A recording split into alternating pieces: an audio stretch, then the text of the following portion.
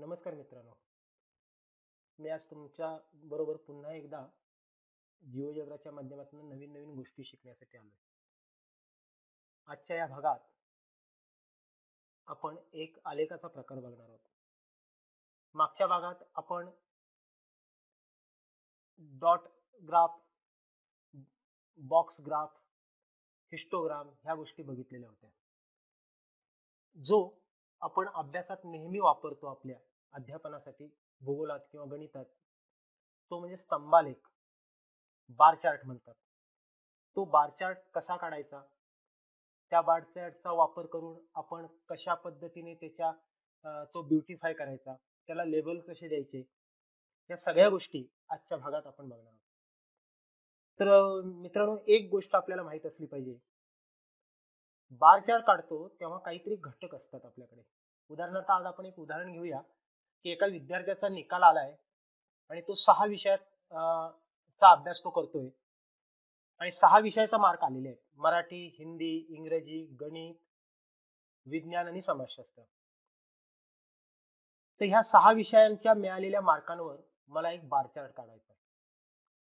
ह्या काढण्याच्या पद्धतीसाठी मी पहिल्यांदा ज्या ऍटम्स आहेत, म्हणजे जे घटक आहेत, 6 विषय, याला ऍटम म्हणतो. मी त्याला ए म्हणतो आणि त्याला मिळालेले जे मार्क आहेत प्रत्येक विषयात त्याला एफ म्हणतो, फ्रिक्वेन्सी. म्हणून मी ह्या जिओजेब्राच्या इनपुट बार मध्ये पहिल्यांदा मी एक लिस्ट तयार करतो ए ची. ए बरोबर महिरूपी कंसात 1 स्वल्पविराम 2 स्वल्पविराम 3 स्वल्पविराम 4 स्वल्पविराम 5 स्वल्पविराम 6. मी आता काय टाईप केलं? 6 घटक आहेत, 1 2 3 4 5 6, आणि 6 घटक आहेत त्याला मी ऍटम म्हणजे ए म्हटलं आणि मी आता एंटर दिलं. माझ्यासमोर एक लिस्ट अल्जेब्रिक व्ह्यू मध्ये तयार झालेली दिसते. ए 1 2 3 4 5 6. आता ह्या 6 विषयाचे विद्यार्थ्याचे मार्क पण माझ्याकडे आहेत, ते पण मी इनपुट मध्ये टाईप करून घेणार आहे. इनपुट मध्ये टाईप करत असताना मी आता मार्क हे फ्रिक्वेन्सी या स्वरूपात घेतोय, म्हणून मी कॅपिटल एफ बरोबर महिरूपी कंसात. आता ही फ्रिक्वेन्सी टाईप करत असताना मी त्याला मार्क मिळाले 50 मराठीमध्ये, म्हणजे पहिल्या विषयात. दुसऱ्यात मिळाले 60, तिसऱ्यात मिळाले 80, चौथ्या विषयात मिळाले 50 60 80 70 मिळाले, परत 55 मिळाले आणि परत त्याला 75 मिळाले. 50 60 80 हे 6 विषयाचे मार्क त्याचे आहेत आणि मी त्याला एंटर म्हटलं. आता आपल्या समोर अल्जेब्रिक व्ह्यू मध्ये ए हे ऍटम्स आहेत 1 ते 6 आणि त्या प्रत्येक ऍटमचे इथे मार्क्स आपल्याला मिळाले, हे टाईप करून घेतले ए आणि एफ. ए म्हणजे ऍटम आणि एफ म्हणजे फ्रिक्वेन्सी. आता मला बार चार्ट काढायचा आहे, म्हणून मी इनपुट मध्ये परत जाणार आणि मी लिहिणार BAR चार्ट. बार चार्ट म्हटलं की पहिलीच कमांड आपल्याला मिळते, बार चार्ट कंसात लिस्ट ऑफ डाटा, तो ए कॅपिटल टाईप केला आणि स्वल्पविराम दिला आणि लिस्ट ऑफ फ्रिक्वेन्सी एफ आणि मी इथे एंटर दिलं. माझ्या समोर आता हा आपण व्यवस्थित लावून घेऊया. आता हा प्रमाण आपलं चुकलंय, हे आपल्याला प्रमाण बदलावं लागेल. ते प्रमाण बदलण्यासाठी आता आलेख आलेला आहे आपल्याकडे, तो प्रमाण बदलण्यासाठी मला वाय अक्षाचं प्रमाण 1 सेंटीमीटर बरोबर 10 पाहिजे, म्हणून मी वाय अक्षावर माऊस नेतोय आणि राईट क्लिक करतो आणि त्याच्यात ग्राफिक्स मध्ये जातोय. जेव्हा ग्राफिक्स मध्ये जाईन मी तेव्हा वाय अक्ष मी इथे सिलेक्ट केला आणि वाय अक्षावर किंवा माझी हे बेसिक मध्ये इथे दिसतंय बघा, एक वाय अक्ष आणि एक्स अक्ष.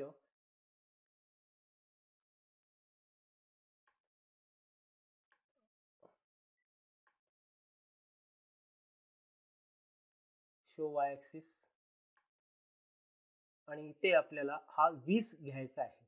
तो 20 घेण्यासाठी मी परत एकदा राईट क्लिक करतो, ग्राफिक मध्ये जातो आणि इथे एक्स अक्ष आणि वाय अक्ष दिसतं. तर ह्याचं प्रमाण एकाच एक आपल्याला दिसणार आहे. ते कुठे दिसतं तर अक्षावर जेव्हा आपण माऊस नेऊ, की हा गोंधळ आपला होणार आहे, कुठे नेतो बघा. आणि इथे एक्स ऍक्सिस वाय ऍक्सिस, हे बघा, जेव्हा अक्षावर आपण क्लिक करणार तेव्हा x axis dash Y axis दिसतं. ते वाय ऍक्सिस एकाच 20, हे बघा, हे प्रमाण मी सिलेक्ट केलं आणि एकाच 20 हे प्रमाण केल्यावर मला आता हा आलेख छोटा करावा लागेल, झूम आउट करावा लागेल. आणि मी जेव्हा झूम आउट करत येईन आणि हा जरा सरकवून खाली घेऊया. हा माझ्यासमोर एक झूम आउट केल्यानंतर एक ग्राफ मिळाला. पण या ग्राफ मध्ये एक गोष्ट लक्षात आली पाहिजे आपल्याला, की एक्स अक्षाची मला फ्रिक्वेन्सी मिळाल्या, वाय अक्षाचे मार्क मिळत आहेत आपल्याला, पण मला अजूनही इथे 1 2 3 4 5 6 हे ऍटम्स दिसत आहेत. हे नको आहेत मला या अक्षावर. तिथे मला मराठी, हिंदी, इंग्रजी वगैरे पाहिजे नाव. तर त्यासाठी मी परत एक्स अक्षावर येणार, राईट क्लिक करणार, ग्राफिक्स मध्ये जाणार, आणि मी जेव्हा ग्राफिक्स मध्ये जाईन तेव्हा एक्स अक्षाचं शो नंबर्स हे जे आहे तो काढून टाकणार. मी आता नंबर्स काढून टाकले. इथे एक्स अक्षावर अंक ठेवलेच नाही. आता मी नेहमी पद्धतीने टेक्स्ट बॉक्स सिलेक्ट करतोय. टेक्स्ट बॉक्स वर क्लिक केलं आणि ह्या टेक्स्ट बॉक्स मध्ये लिहिलं मी मराठी. ओके. परत दुसरा एक टेक्स्ट बॉक्स घेतला, हिंदी. तिसरा एक घेतला, इंग्लिश. चौथा घेतोय मॅथ्स, जे विषय आहेत ते सगळे घेतोय. पाचवा घेतो सायन्स, SCIENCE सायन्स. आणि शेवटचा घेतो सोशल सायन्स, सायन्स SCIENCE. आता ही 6 लेबल्स जे आहेत ते मी एकेका क्रमाने इथे लावत येतो. हा लावला मराठी, त्याच्यानंतर लावला हा हिंदी. सॉरी, मी आता ही सिलेक्ट मूव टूल सिलेक्ट केलं आणि इथे हिंदी आणला आणि इथे आणून लावला, हिंदी झाला. हा इंग्लिश, हा सायन्स, मॅथ्स किंवा हा मॅथ्स घेतला, इंग्लिश नंतर मॅथ्स, हा सायन्स. ज्या ज्या बार खाली ज्या ज्या विषयाचे मार्क्स आहेत ते लावून घेतले आणि या शेवटी घेतला सोशल सायन्स. आता मला एक गोष्ट इथे दाखवायची आहे, हा ब्युटिफाय कसा करायचा ग्राफ. तर ग्राफ ब्युटिफाय करणं अतिशय सोपं आहे. यासाठी ह्या ग्राफचा 390 जो दिसतोय, हा 390 काय आहे, तर ही सम आहे सगळ्याची, त्या सगळ्यांची बेरीज. तर आता इथे मी 390च्या वर राईट क्लिक करतो. इथे अल्जेब्रिक व्ह्यू मध्ये ए दिसतंय, जी व्हॅल्यू दिसते त्याच्यावर राईट क्लिक करतो आणि त्याच्या ऑब्जेक्ट प्रॉपर्टीजला जातो. जेव्हा तुम्ही ऑब्जेक्ट प्रॉपर्टीला जाल तेव्हा तुम्हाला इथे कलर्स दिसतील, अजूनही दिसत नाहीये. ऑब्जेक्ट प्रॉपर्टीज मध्ये गेलात की तुम्हाला याला कलर कुठला पाहिजे, तर सगळ्याला नको आहे मला, प्रत्येकाला वेगवेगळा आला पाहिजे. मी कंट्रोल Z करतो आणि आता मी 360च्या ऑब्जेक्ट प्रॉपर्टीज मध्ये जातो आणि इथे आपण बेसिक, नेम व्हॅल्यू येतात, ऍडव्हान्स, स्टाईल. हा, तर ह्या स्टाईल मध्ये यायचं आणि इथे हा पहिला मी इथे स्टाईल म्हटल्यानंतर तुम्हाला किती बार आहेत, 1 2 3 4 5. पहिला बार त्याला लाईन स्टाईल देता येईल आपल्याला, कसलं पाहिजे तसा त्याला लाईन स्टाईल देऊया, आहे तशीच ठेवूया. हे डॉट आहेत हे या पद्धतीत घेतला. हा दुसऱ्यात येतो, दुसरा बार सिलेक्ट करतो, त्याला वेगवेगळ्या प्रत्येकाला वेगवेगळे देऊया, क्रॉस हेडिंग घेऊया. तिसरा घेतला, तिसरा बार सिलेक्ट केला, त्याच्यासाठी मी स्टँडर्ड घेतला, आहे तसाच ठेवलाय. चौथा बार इकडे आहे, या चौथ्या बारला आलो, हा चौथ्या बारची डॉट आहेत तिथे सिम्बॉल्स घेतले. तुम्हाला सिम्बॉल्स घेता येतात किंवा सिम्बॉल्स नको असेल तर इमेज घेता येते, चेसबोर्ड घेता येतो. पाचव्यात आलो, वेगवेगळ्या पद्धतीचे स्टाईल्स आपल्याला इथे बघता येतात. चेसबोर्ड घेतला, हॅचिंग घेतलं, त्याच्यानंतर मी इथे येतो, ब्रिक्स घेतो किंवा 6व्याला हॅचिंग घेऊया, तिथे ब्रिक्स आणि 6व्याला हॅचिंग घेतलं. अशा पद्धतीने आपल्याला हे ग्राफ्स ब्युटिफाय करता येतात. त्याचे कलर्स पण आपल्याला बदलता येतात. हे कलर्स बदलताना पण गोष्ट लक्षात घ्या, पहिला बार आहे, हा पहिल्या बारला मला कलर कुठला पाहिजे असेल तो मी सिलेक्ट करू शकतो. हे जरा मोठं करून घेऊया आपण स्टाईल, म्हणजे आपल्याला दिसेल इथे रेड दिला. दुसऱ्याला काय पाहिजे असेल तर मला ग्रीन पाहिजे. तिसऱ्या बारला कलर कुठला पाहिजे असेल तर मी ब्ल्यू घेतो. ब्ल्यू घेतला. चौथ्या बारला मला कलर पाहिजे असेल तर मी त्याला वॉलवेट घेतला. पाचव्याला येलो घेतो आणि सहाव्याला एक वेगळा कुठला तरी आपण रंग टाकूया. तर अशा पद्धतीने आपण याचे कलर पण बदलू शकतो. हे आपण बघतोय. मग आता अजूनही काही जणांना प्रश्न पडला असेल की जो मी बार ग्राफ काढलाय ते बार ग्राफ एकमेकाला जोडू नये. जर साधे स्तंभ दाखवायचे असतील, जे पुस्तकात दाखवतो की दोन स्तंभामध्ये अंतर असतं, तर हा काढायचा असेल तर कसा काढायचा? तर एकदम सोपा आहे. परत मी येतो बार चार्टला, BAR, आणि बार चार्ट याच्यात list of data, list of frequency आणि विड्थ ऑफ बार. मगाशी आपण फक्त लिस्ट ऑफ डाटा आणि लिस्ट ऑफ फ्रिक्वेन्सी घेतलं होतं. आता इथे घेताना list of data, list of frequency आणि लिस्ट विड्थ ऑफ बार हा तिसरा पर्याय निवडतो.